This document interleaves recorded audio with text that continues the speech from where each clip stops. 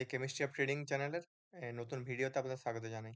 তো আমি আজকে আমার ভেরিফাইড পিএনএল দেখাবো যে এই সপ্তাহে আমাদের কি প্রফিট লস হয়েছে। ফিউচার অ্যান্ড অপশন কম্বাইন আমি ডেটটা দিচ্ছি এখানে 2রা আগস্ট থেকে 8ই আগস্ট মানে 7 তারিখ পর্যন্ত। তো এখানে দেখতে পাবেন যে আমার লস আছে 11,000 11,500 মতো।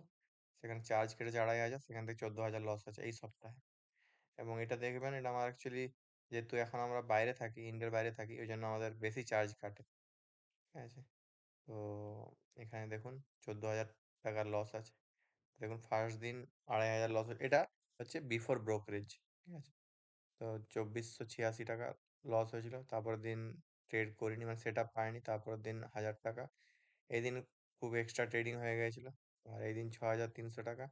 এই দিন 3,600 টাকা। মোট 14,000 লস আছে। তো এগুলো আমরা ট্রেড নিয়েছিলাম।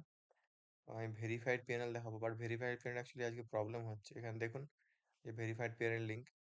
এখানে 9 জুলাই থেকে 8ই অগাস্ট দিয়েছে। বাট আমার দেখাচ্ছে প্রফিট। বাট এটা প্রফিট নেই। কারণ আগের উইকে 6,600 মানে আগের এই উইকটাই প্রফিট ছিল। বাট তার পরের উইকগুলো অ্যাকচুয়ালি দেখাচ্ছে না। জানি না কি প্রবলেম হয়েছে এদের। ঠিক আছে? তো এইজন্য এটা দেখাতে পারছি না। দেখবেন এখানে আমাদের এই 14,000 টাকার লস হয়েছে।